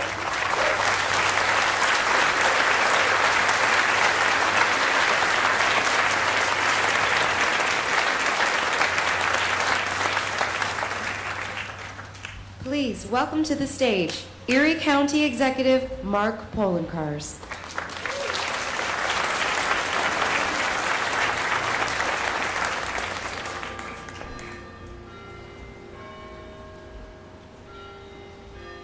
It's not too shabby when you get welcomed by bells. That's pretty cool. It doesn't happen often to us in government. On behalf of my colleagues in county government, and as well as a member of the AKG, it is my distinct honor to be here at this moment in time. You see, in every moment, history is being made by each and every one of us in everything that we do. But most moments are lost to the sands of time almost immediately as made. But not this moment. History will record a community came together to build upon the work of the past and create more than just a new building, more than a renovated art gallery, but a commitment to all alive today and the future generations to come that this place matters.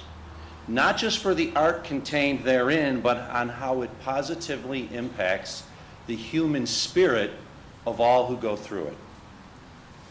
Today, as you've heard, we remember and honor the prior investments made by the institution's past patrons of John J. Albright, Seymour J. Knox, and their colleagues so that we could and they could enjoy the Albright Art Gallery and then the Albright Knox Art Gallery. And as was noted, we celebrate the thousands who made today possible, especially our generation's patron, Jeffrey Glimlock. we would not be celebrating the new Buffalo AKG Art Museum without the generosity of Jeffrey. His matching grant commitment guaranteed that this project would not only happen, but it would be the talk of the art world. And it has been, and it is.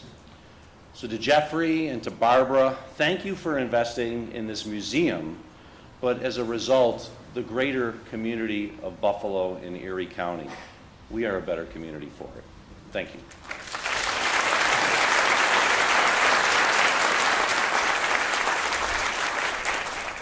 Now, I know she's not here today, but I saw her a couple days ago, and I want to thank, if Jeffrey is the patron of our generation, the patron saint, and that's Jeffrey's mother, Carol.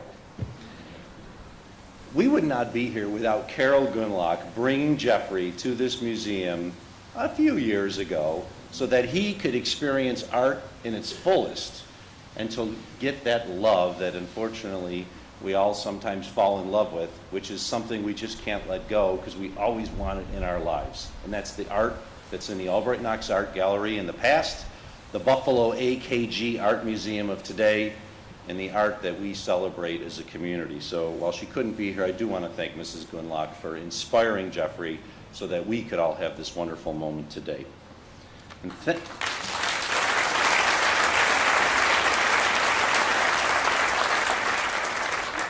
thank you to all the patrons, all the sponsors, all the partners, and the foundations who contributed to this project.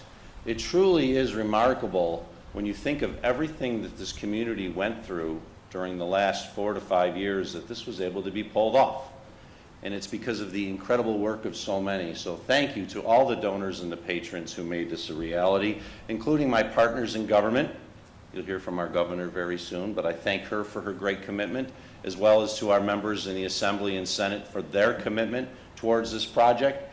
As someone who watches what goes on in New York State government every day, I know it is not easy for them to get a commitment like they did to bring this kind of money into our community to ensure that the Buffalo AKG Art Museum could be enjoyed for generations to come, but they did it, and I want to thank them for their incredible work to do that.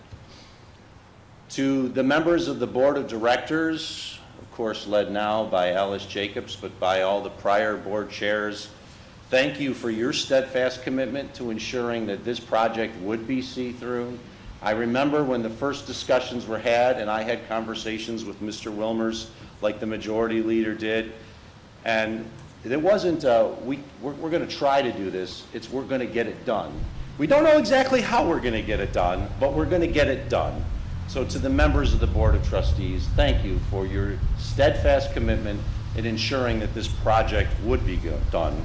And then to my friend Yanni Seren and his team at the Albright Knox Gunlock Art Museum, I can't say enough. When we talk about people dedicating their lives to ensuring that a project gets done, they did. But in some ways, Yanni even went above the call of the duty because he put his life at risk during the blizzard, during the worst conditions, when there were some problems going on here, and we were telling everyone, stay inside, don't go outside. He put on his old finished cross-country skis and skied to this site to ensure that this facility would not be damaged.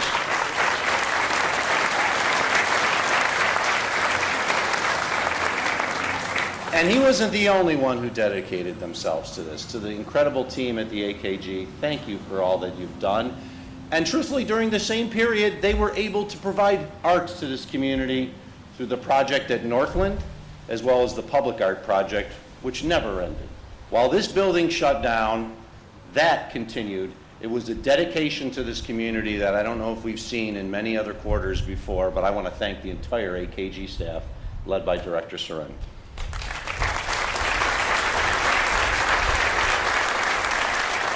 To Shohei Shigematsu and the entire team at OMA, I want to thank you for not only building a remarkable building, but one that honors the past, that embraces the neighborhood.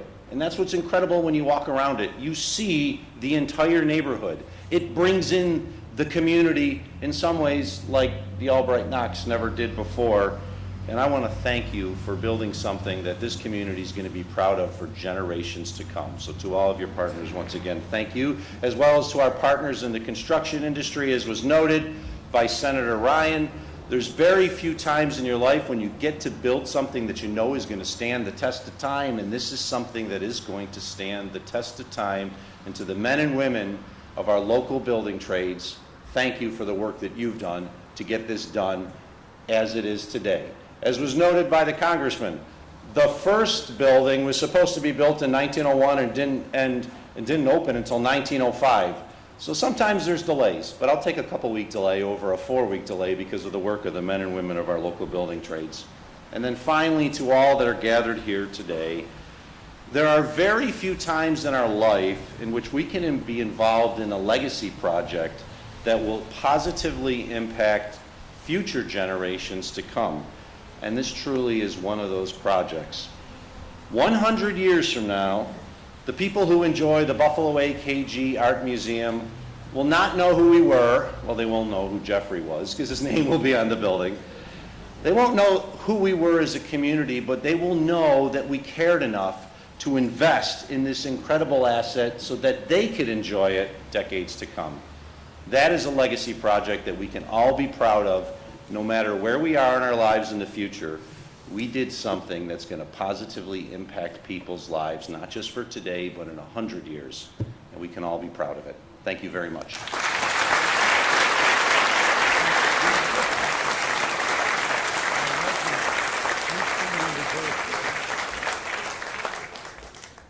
Ladies and gentlemen, please welcome to the stage Mayor of the City of Buffalo, Byron Brown.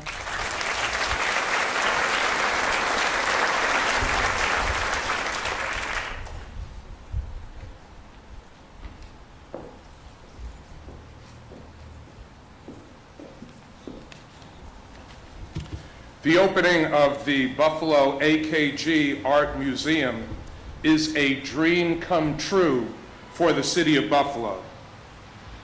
Thank you, Jeffrey Goodlock, for your extraordinary gift that made this dream come true. I also want to recognize your lovely wife, Barbara. Let's give them another round of applause.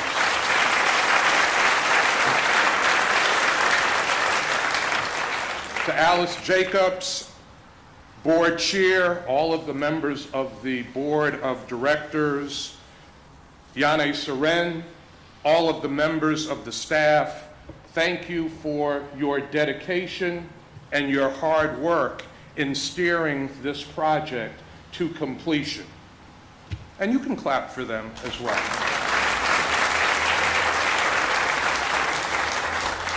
Architect Shohei Sugematsu, thank you for this beautiful design. And I am also a proud graduate of Buffalo State College, a professor at the university, but also a former basketball player at Buffalo State. And as a basketball player, we talked a little stuff on the court. Buffalo, it is okay to be very proud and just a little bit braggadocious about this world-class design, this world-class museum. And Shohei, we would call this museum in the art world and in the world of architecture, the show.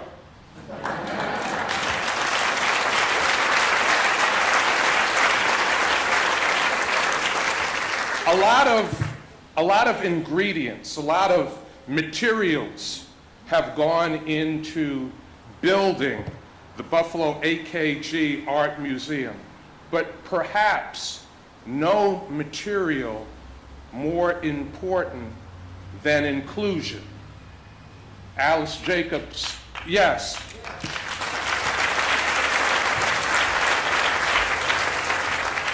Alice Jacobs and Yane spoke about their passion for inclusion. Itina's poem was all about inclusion. I want to thank them and congratulate them on an amazing public engagement process that brought people in from all across the city of Buffalo, all across Western New York, to share their vision and their dreams for what this museum would be. The time that we're living in right now, there are people from all across the world that are searching for and dreaming of their place in the world. The Buffalo AKG Art Museum has been designed as a world-class museum. Yes, that's important. But more than that, a place in the world for all people, where all people can see themselves, where all people can be comfortable, a place where people will want to be. This museum is a powerful example, Buffalo, a powerful example of what can be accomplished when we work together, when we dream big, and when we make our dreams come true. I want to end by sharing a poem with you by the poet Langston Hughes, entitled Dreams. Hold fast to dreams, for if dreams die, life is a broken-winged bird that cannot fly. Hold fast to dreams, for when dreams go, life is a barren field, frozen with snow. Congratulations, Buffalo.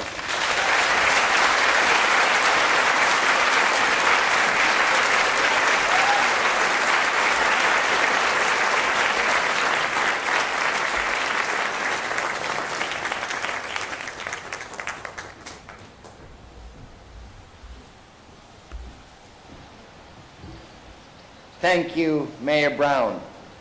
As you have heard, this project would not have been possible without the generous, enduring support of New York State, led by a great public servant who hails from Western New York.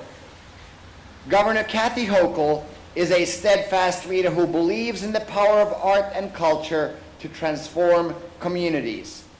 Thank you, Governor Hochul, for leading the great state of New York to a better, more prosperous future. You are amazing.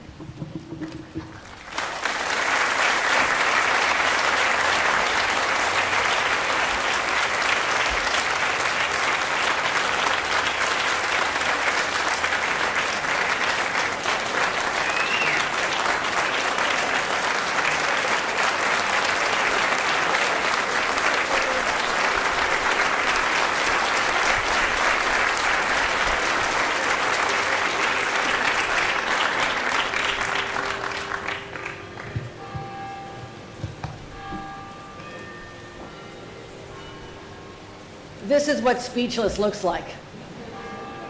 I am speechless at the breadth of beauty that surrounds this place, far beyond my expectations when I was first shown the plans by a very enthusiastic new leader of this institution.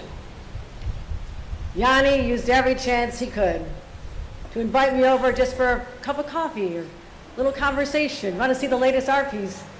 And every single time, what else do you need now, Yanni? How can we get this done? And the vision that you and Alice showed me a number of years ago, I was a lieutenant governor. I said, I'll do my best, but to be governor and be able to answer the call for more help, working with our great legislators, it was one of the most proudest days of my life, to say, yes, we can get this done. So I thank Yanni and Alice and so many others who came before in their very persuasive way. But I have one thing to tell you. You had me at hello. I've been a member since my family brought me here as a child. I had a family membership when my kids were just toddlers, so you had me already. I just enjoyed the visits. So to Yanni and Alice and of course Jeffrey Gumluck, had a chance to say hello to your mom and your family, and Barbara, thank you. Thank you. Thank you. This is so extraordinary.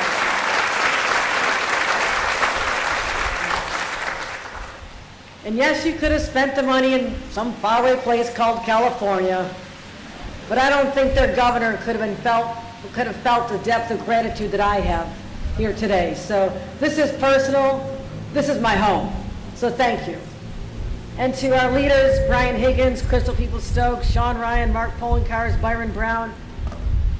My God, are they eloquent.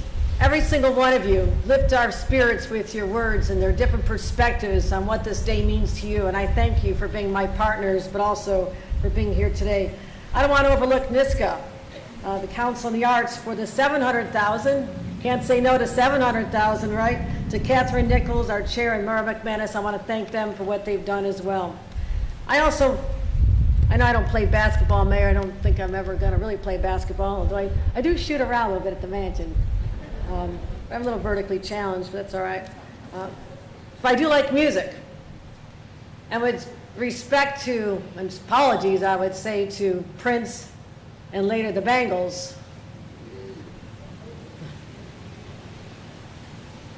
this is just another Magic Monday. Because last Monday, we showed the world the new home of America's most beloved football team. This Monday, we show the world the home of the most unique and extraordinary art collections this country has ever seen. I can't wait till next Monday.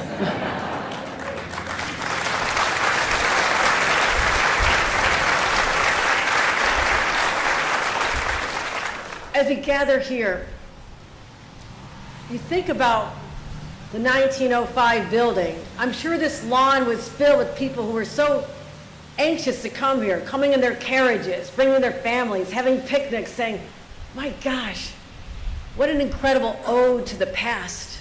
It harkens the days of glory from the Greeks and the Romans and the architecture at its finest.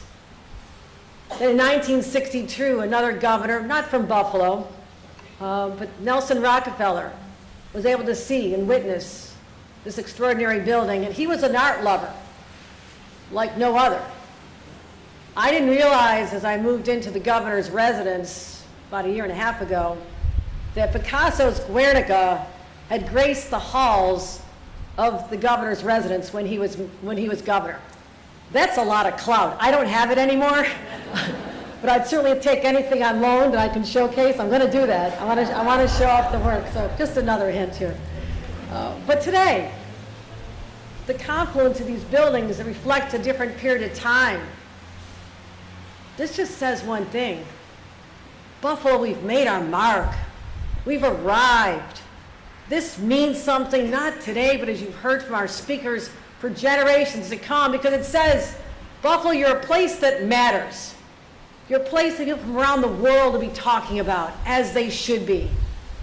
What we have in architecture, second to none. Culture and arts and diversity.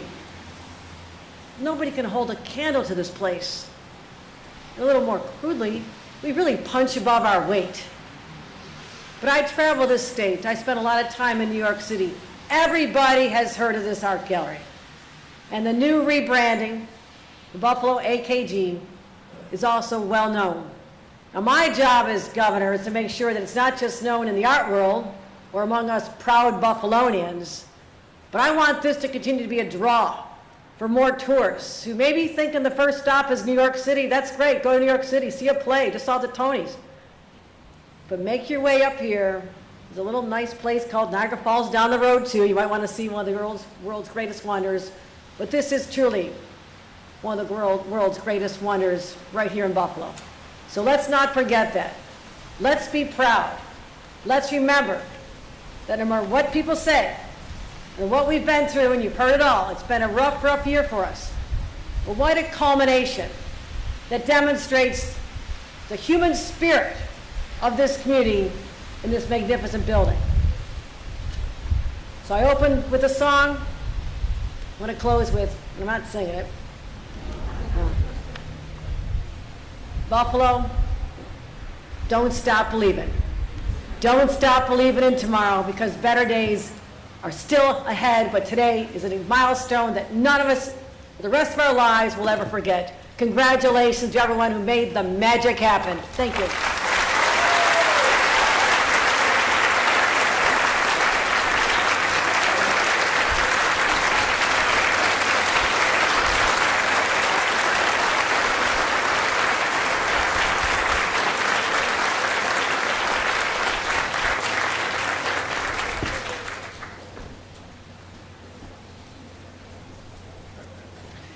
Thank you.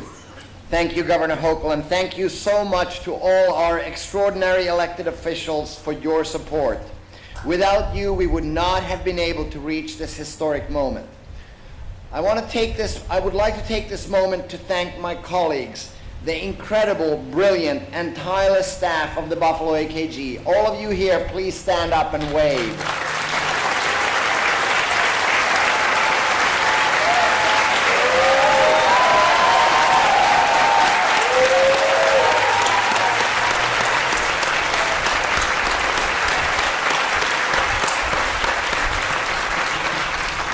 I've had the privilege to work with two deputy directors during my time here, Dr. Jo Lynn Hill and now Jillian Jones. I couldn't do the work I do without you. Thank you for being at my side, at the side of our team. You are incredible. I also want to recognize two staff members who officially work for OMA, but actually they work for me, and that's Paxton Sheldal and Lawrence Sue. Please stand up. These are amazing architects.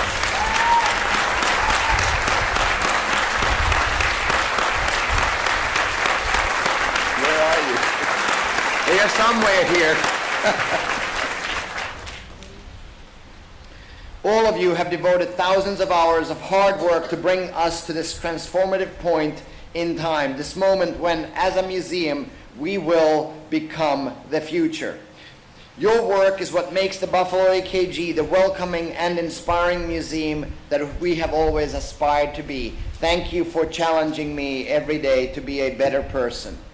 Over the last 3.5 years, hundreds of talented, skilled workers have built this campus we see around us under the leadership of our building partner, Gilbane Building Company, and with the support of our owner's representative, ARC Building Partners. Thank you, Gilbane. Thank you, ARC, and thank you, Vince.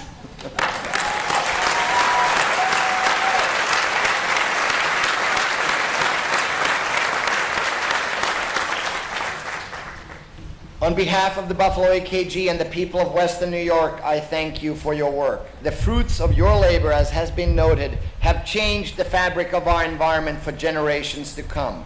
You are artists in your own right, and it has been a privilege to work alongside you, sometimes literally alongside you, to bring this project to completion. I would also like to thank the brave artists who give the Buffalo AKG its raison d'etre. You are our guiding light, and we aspire to share your creations with the world. For our final performance of the day, we will again hear from the incredibly talented Vox Fortura. In a few moments, they will sing Heroes by David Bowie. Bowie first recorded Heroes in 1977 in East Berlin. The song tells the story of two lovers who meet at the Berlin Wall and try hopelessly to find a way to be together. Bowie returned to Berlin in 1987 to perform in a 3-day open-air concert in front of the Reichstag. The song he chose to share with the thousands of Berliners yearning for a freer world was Heroes. 2 years later, the Berlin Wall would fall. Of course, a vast and complex web of historical forces led to the fall of the Berlin Wall. But when Bowie died in 2016, the German Foreign Ministry credited him and this performance with helping to harden these forces of history and remove the barriers, physical, philosophical, and ideological, that divide us. Art brings us together, it empowers us, it inspires us, and it changes the world. Without further ado, please join me in welcoming Vox Fortura.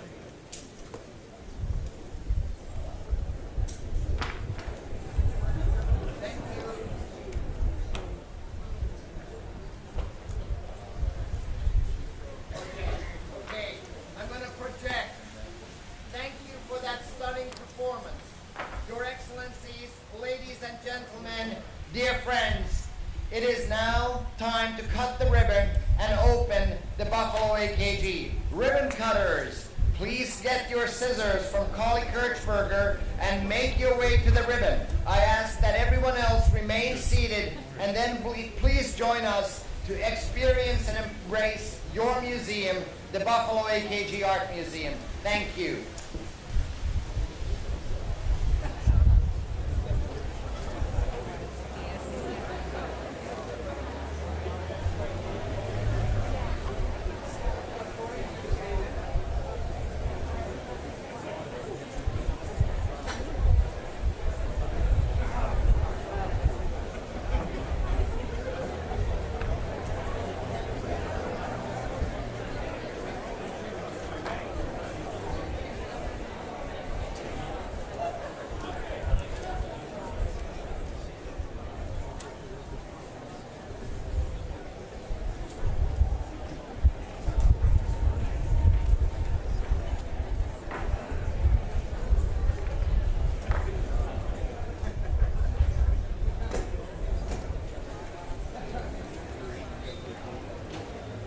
We also need John Moreau, Jonathan Rivera,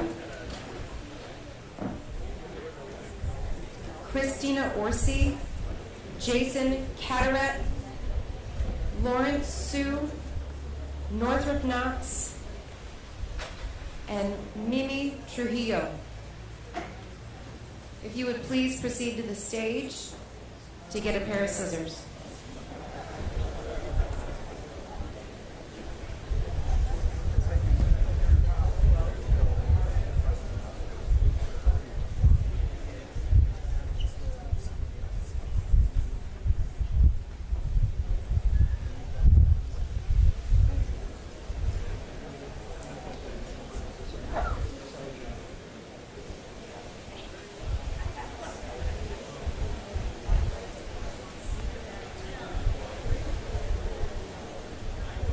And Karen Spalding. Is Karen Spalding here?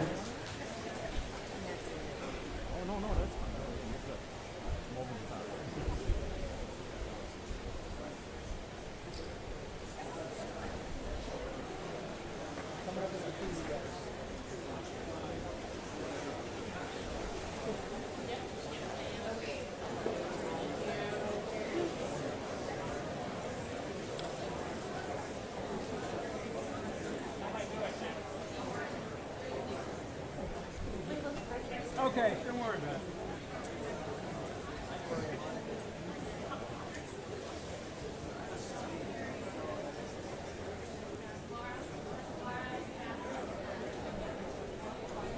Bad about you guys, I'm sorry. Yeah. Off to the side, Mike? Can you stay to the side? It's okay? Yeah.